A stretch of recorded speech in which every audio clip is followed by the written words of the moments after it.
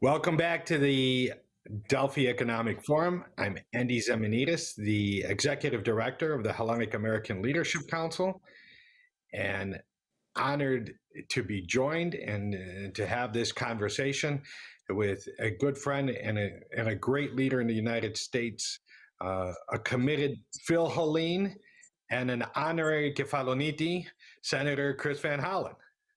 Senator, thank you for joining us today. Andy, it's great to be with you. Can you hear me okay? Yes, we hear you just fine. All right. Senator, Well, it's great to be with you, and thank you to the Delphi Economic Forum for putting this together, and I'm looking forward to the conversation. It's good to join you right after my friend, the Lieutenant Governor of California. so Senator, we were together at the end of last year for the Delphi Washington Forum, and the world has absolutely flipped since then, or flipped out.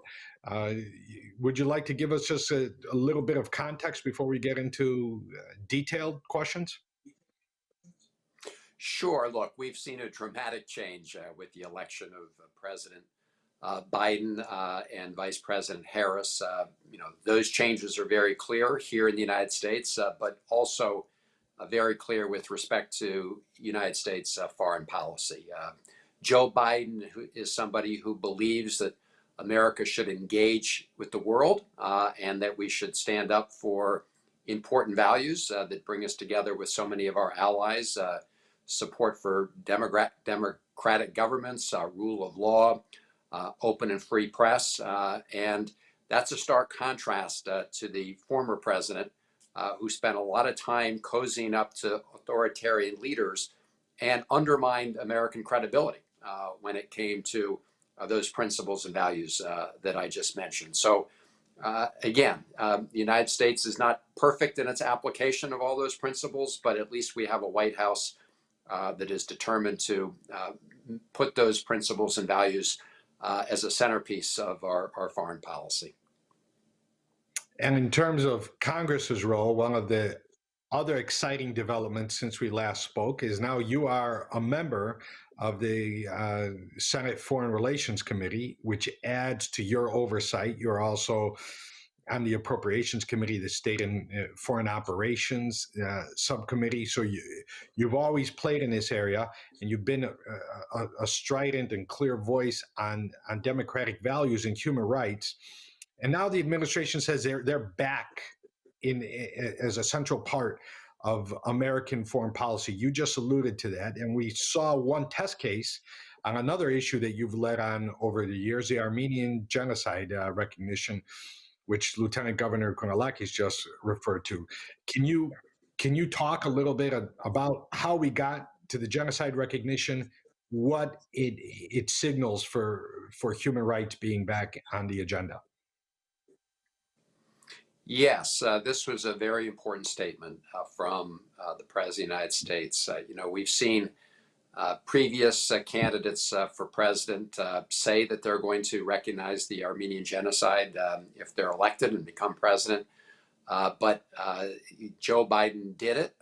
I'm pleased that Congress came together on a bipartisan basis and passed the Armenian genocide resolution just a while ago in the last Congress.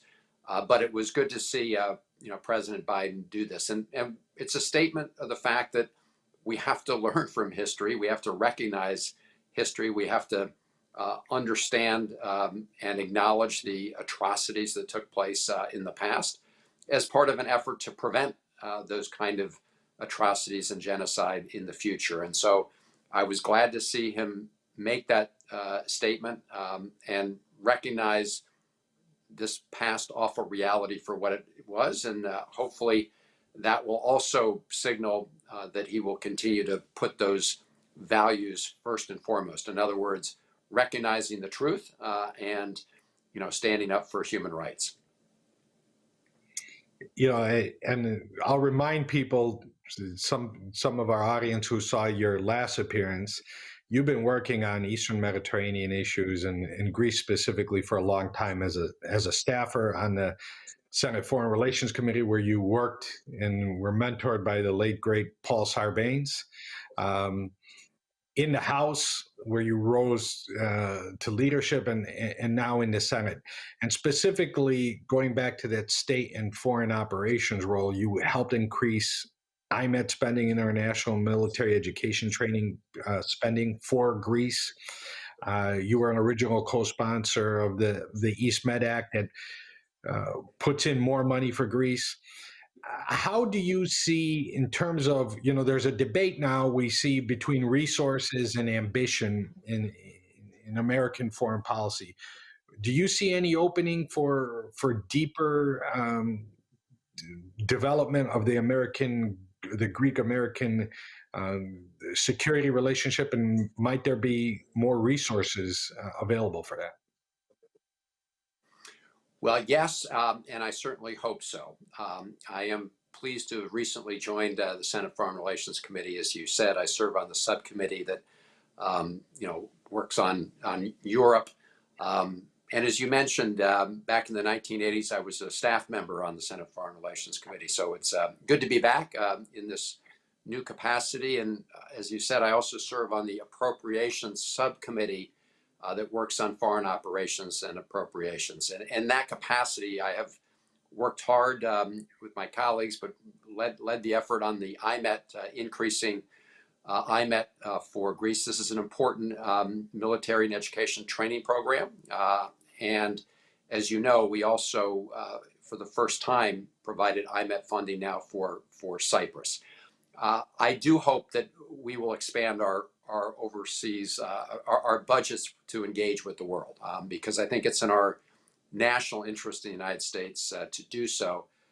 So Senator Chris Murphy and I have proposed sort of a new, updated, robust version of American sort of budget for the foreign and security assistance that will help meet the challenges and needs around the world. And Greece has been such an important NATO ally and partner in all dimensions of engagement that I hope that we can use that to further build on that really important relationship. You mentioned Cyprus in the context of the security relationship with the United States, but let's go back to the Cyprus issue, which again you've been working on for decades now as a staffer, as a representative, and now as a senator. Back in the fall, you and Senator Menendez issued a strong letter pushing back at the Turkey's and the Turkish Cypriot opening of Varosha. You sent signals with clear questioning to Secretary Blinken during his confirmation hearing to push back at Turkey's claims or insistence on a two-state solution in Cyprus. But then a couple of weeks ago in Geneva, Turkey completely ignores U.S. position, clear statements from senators like yourself. How is that being interpreted in the Senate, first of all? Have you gotten any feedback from the State Department? And how are you going to keep the pressure on Turkey as in its continued occupation of Cyprus? Well, Turkey has unfortunately been a very unfaithful NATO ally and undermined American interest in many ways, including their purchase of the Russian S-400 system, their attacks on our allies, the Syrian Kurds, who were so important in the fight against ISIS, to their encroachment on Greek territory and airspace, and finally, when it comes to Cyprus, and they have, as you say, Andy, sort of thumbed their nose at the international community of the United States. Most recently, as the UN Secretary General tried to mediate once again, bring the parties together on Cyprus, and Turkey's position is now that we're not going to seek a bizonal, federated, unified Cyprus, but having occupied northern Cyprus for decades now, they essentially want to normalize that occupation. And we cannot allow that. We must be unambiguous and clear, and certainly, make it clear to others around the world that any kind of, recognition of a separate state in the north is a violation of international law, is a violation of, all the other principles and values that we've been talking about.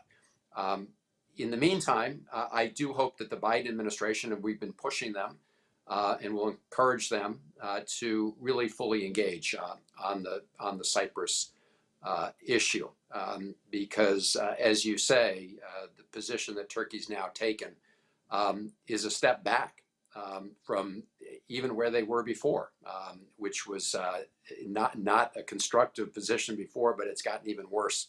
So I do think the Biden administration is going to need to step up on this issue, and again, make it very clear what our position is and what we expect.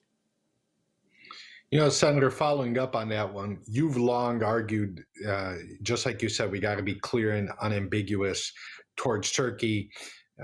You've been one to argue for accountability in the Pastor Brunson case, in the F-35s, in Katsa. You won the argument in all those cases, and proving the point that it's clarity and not quite diplomacy that works. We got Katsa. The Biden, at the end of the Trump administration, the Biden administration detailed the sanctions. We got the ejection of from the F-35 program at the end of the Trump administration. The Biden administration has carried through with it.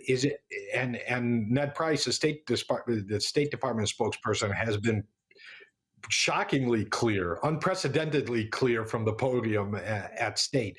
Are there more measures in terms of holding Turkey accountable that beyond rhetoric that we may look for? Well, as you pointed out, the measures that we were able to take did go beyond rhetoric, and Congress did push the Trump administration across the board. We had the prior president, President Trump, developed this very cozy relationship with Erdogan. He thought somehow that, by cozying up to Erdogan, that Turkey would begin to listen. That was clearly a failed strategy. So we are continuing to block Turkey's participation in the F-35. We will make sure that the Biden administration continues to impose the CATSA sanctions because of Turkey's acquisition of the S-400. And I do believe that when it comes to Turkey's violation of international law and encroachment on the territorial waters of Cyprus and Greece, it is important that the United States work with the EU to make clear that there will be costs if Turkey continues to engage in that kind of conduct. There are some early indications, although you never know, that since Biden was elected to the White House, Erdogan and Turkey have tried in some ways to put out signals that they want a more cooperative relationship. But my view has always been, watch what countries do, not what they say. And so far, when it comes to Turkey, we've seen what the position they've taken in Cyprus. We just talked about it.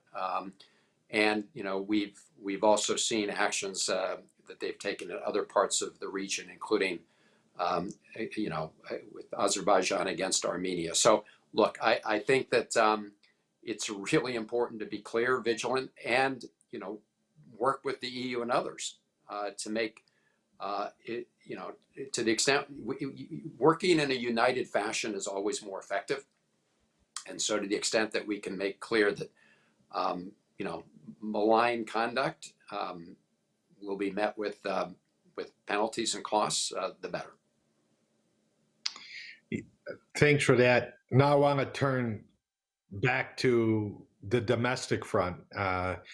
because as experienced as you are in foreign policy, you've also seen the wars. You've been DSCC chair, DCCC chair. Bill Antholis just a short while ago talked about the challenging map for 2022. I have to note that you're up for re-election in 2022, so you're part of that that map. But it is astounding how fast the Biden administration has started, given a 50-50 Senate and only a 6-seat, I believe, majority in the House. So a couple questions. Can you give us a 100-day grade for the Biden administration, and how do you see the 2022 election cycle playing out? Well, I do give the Biden administration a top grade for the first 100 days because even in with thin majorities in the House and as thin a majority as you could get in the United States Senate, right, a 50-50 split with the vice president casting the tie-breaking vote, we were successful at passing the American Rescue Plan. And that is essential for, defeating this pandemic, helping, those around the country, families, workers, small businesses who've been hardest hit, getting relief, and also, giving the economy a boost. And Secretary Yellen, Secretary of Treasury, predicts that by the summer of next year, we'll be back to, lower unemployment levels that we saw prior to the pandemic. And then we've got to build back better, which of course are the other parts of the Biden administration's ambitious agenda. These two big bills they've put forward, one, the American Jobs Plan on infrastructure, the other, the American Families Plan to provide for education and workforce training and opportunities. And the reason I mention these, Andy, is that I think it goes with your second question. Typically, I think as campaign watchers know, when you have the party that is in power in the White House and with both houses of Congress has a tough time historically in the midterms. There are exceptions to that, and I do believe that making this one an exception will require us to deliver for the American people. And the American Rescue Plan was a important, very important step forward.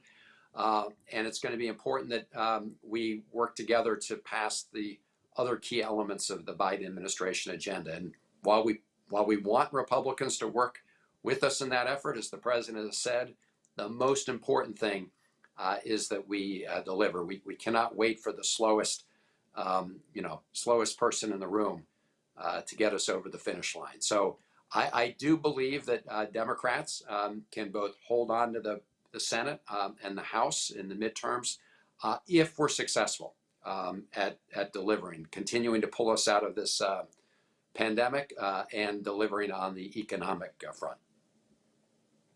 Senator, thanks for joining us. There's that Chinese curse or blessing that says, may we live in interesting times. We certainly are in interesting times, but a lot of activity in the first 100 days, and looking forward to maybe getting your take on the next 100 days. So good luck with everything, and thanks for joining us at the Delphi Forum.